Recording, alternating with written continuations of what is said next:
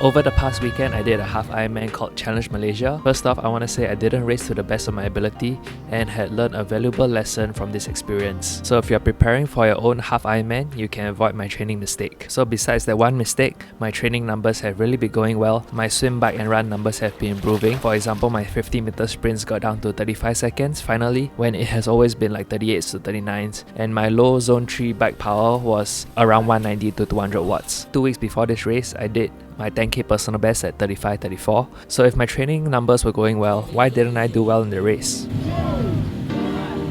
It was a mass start, which was quite weird because they didn't have a timing sensor at the start line, which means everyone's time was based off gun time. So those that started at the back of the wave had the same time as those who started in front. Good thing I managed to squeeze my way to the start. And I wanted to follow a few guys that I knew were faster than me, like Regine, Fang Yu, Ben Ku and Josh Lee. But being so messy at the start, I lost sight of them quickly and basically swam the entire race myself. The waters at Forest City, Malaysia was the choppiest waters I ever swam in. My body was going up and down instead of going forward. It also messed up the timings of my breath and my stroke timing also became worse. It was a challenging swim. I felt so slow in the water and I just want to get out of it. And also everyone clocked more than 2 kilometers for the swim. My watch clocked 2.2 km, which was supposed to be 1.9 k. Go Aaron! Go, go, go! So all of us swam about 10 minutes more than usual times, so I came out at 44 minutes, 4 minutes behind Fang Yu, who eventually won our age group, and Regine's swim was insane. At 36 minutes, she was the first out of water in the entire race. I definitely need to ask her for some swim tips. Now amongst the men, I was 15 out of the water and it was a long run to transition, and somehow I dropped my swim float twice during the run to transition, so I had to run back and pick it up. In transition, I drank a can of 100 plus, wore socks, wore sunscreen, and so my transition was slower than the others. 15 amongst the men, so basically I had a picnic in transition. But thankfully the transition area was in the car park because it was such a hot day. And now onto the worst bike course I have ever raced. And it's not just because of the hills and headwind. The speed bumps in Forest City make the speed bumps in Singapore look flat. They have all sorts of speed bumps, like the big high ones and also the smaller sharp ones. And it's those small ones that made all our bottles flew out. Most of my friends had at least 1 or 2 bottles dropped out during those speed bumps. On the first lap, even before going out to the main straight, I lost my bottle immediately thanks to the speed bump, and it was such a waste because I only drank like a sip of it. It was like 95% full. So at that point, I was so glad that I took time to drink a full can of 100 plus in transition. For Challenge Malaysia, we had 4 loops to do. In the race route picture, it doesn't show where the U-turns are clearly, so I thought the loops were U-turn before we reached the island again. None of us knew where the next loop would start. Because all the speed bumps were in the island itself, I thought we're gonna avoid all the speed bumps until the end of the bike if we loop before we reach the island. But nope, the speed bumps were in every single lap. Turns out it wasn't a U-turn before we reached the island, but instead almost coming back to transition and going out again. The speed bumps were so bad that almost every cyclist I saw were waiting to cycle between the speed bump and the curb. It was quite hilarious. On the 4th and last loop, my chain dropped on one of the speed bumps and I lost about a minute stopping and putting it back on. When I got back on the bike, I saw my average speed was down by 0.5 kilometers per hour. That's like the savings from a full disc wheel just got vanished. So instead of being 6th on the bike leg, I could have been 4th. The first 3 were super ahead of me, they are real monsters. The Malaysian fastest Ironman, Kwok Yuan, was 10 minutes ahead of me. Fang Yu was also super fast, 6 minutes faster. Dismount, yay! And even though I pushed real good power, I think the best power I ever pushed in a 70.3, I'm still far behind them. So over the past week, I thought, how do I improve on the bike? Because on the power side, 200 watts normalized power is like my low to mid zone 3 power, and 230 watts is already my threshold. So that's a really narrow margin, which suggests that I've maxed out my LT1, and in order to see further gains in my LT1, I need to improve my threshold first to give room for my LT1 to improve even more. Of course, the second way to get faster is to reduce drag or get more aero. And after looking at pictures of my aero position, I ordered 140mm cranks from AliExpress so that I can be a little bit higher to get a more horizontal position. I'm really nervous about switching from 155s to 140s because it seems like that's the limit before power starts to get affected. Well, I'll let you guys know next time when I try on these cranks. I know I can run off the bike well. I did a 4:09 pace during T100 Singapore this year for 18k. So my goal was to do around 4 minutes per k off the bike. That's also another reason why I wanted to raise my comfortable steady pace as much as possible. In the first few Ks of the run, it felt pretty effortless, even with heavy legs. I was running low 4 minutes per K, and I thought if I maintained this effort, I could still do a negative split.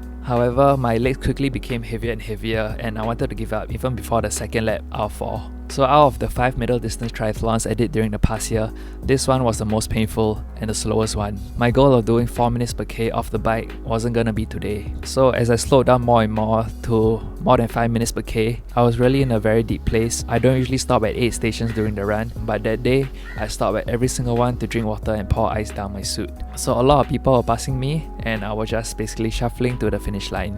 Fiona passed me on my third lap. She's so strong on the run, running 4 minutes and 45 seconds, and she didn't look like she faded at all, and eventually she won first female. Thankfully, the run was 1 kilometer short, so running 1:38 for 20k is roughly a 1:44 half marathon. According to my watch, it's a very humbling 4:55 minutes per kilometer. If you watch my previous training videos, you'll see that my run fitness has never been better, so all the run fitness doesn't mean anything if you hit the wall during the run. So why did I suffer on the run so badly this time? While training for the race, I focused too much on raising my race power, and that's why I did my best bike split. Obviously I pushed enough, but I didn't think it would be too overboard. And as you can see, my bike heart rate wasn't that bad as well. However, the problem is I didn't have a really long ride in my legs. In fact, in my last long ride during training, I gave out after 2 hours. And that's even when I went easy at 127 beats per minute for the first hour. Per minute, 127 beats per minute. My average heart rate was 10 beats per minute higher than the first hour at the same power. So my legs feel extremely heavy now. I don't think I can go any further. This is kind of bad. 2 hours is not even a long ride. So basically less than 2 hours, my bike efficiency is super good because my heart rate is low, but my efficiency is rubbish. Of course, 2 hours for a long ride isn't even long enough for a half Ironman. That is shorter than the duration of the bike leg. Anyway, I thought let's just use this as an experiment to see if power gains outweigh long endurance bike rides. And as expected, it's not enough. And perhaps long bike rides is the key to running well off the bike, cause having a super long over distance long ride in training, maybe 4, 5, 6 hours, will probably make a half Ironman bike ride of 2 hours to 3 hours feel like a warm-up. So perhaps maybe it's not how hard your brake runs are after all. I know Singapore's fastest Ironman doesn't do brake runs at all, and maybe super long over distance bike rides are enough. I guess that's why pro Ironman athletes doing 6-7 hours on the bike during training, they are running super close to their fresh half marathon times, cause perhaps a 70.3 bike ride is just super short to them and it's basically a warm-up. I'll probably not completely stop doing brick runs altogether, but perhaps just a short one after a long bike ride, just to have some experience running in fatigued legs. So I'll try this for my next half Ironman as an experiment, going super long for the long rides and doing shorter breaks during training. I think that sounds like a good idea. So I've updated my 70.3 training plan I'm selling, and I recommend at least 3 hours of long bike ride and 4 hours during the peak week. I also put a heavier focus on threshold, and towards the end of the build, a more focus on race pace, pushing your high zone 2 or low zone 3 to increase your LT1 efficiency right before the taper. That's kind of what I did for this race, so that's why my bike numbers were so good, and my run zone 2 has been the best I've ever gotten. It's just a shame that my bike endurance wasn't there this time. By the way, if you're thinking about coming to this race in the future, this is how much I spent on Challenge Malaysia, including the hotel and transport from Singapore. I only spent 1 night there, total 637 Singapore dollars. However, I wouldn't recommend this race unless you want to lose your bottles on the bike and have slower times because of a choppy swim, a hilly and technical bike course, and a hot run. At least the transition is sheltered and the run is flat. Even though I basically shuffled to the line, I came in second in my age group behind Fang Yu and 7th overall. So from 15th out of the water, I made up only 8 places. And even on good legs, I probably still wouldn't have caught Fang Yu. He was 19 minutes ahead of me. He swims and bikes so much faster than me, and Fang Yu got 3rd overall. Congrats. My next race is Garmin Run Half Marathon next month on the 12th of October, and I'm gonna focus on getting a PB for that one. My quick plan for the half marathon next month is to double up on my VO2 and threshold, so my swim, bike and even my zone 2 runs will be in maintenance mode, and then throw in a couple of hard tempo runs closer to the race. So catch you in the next video.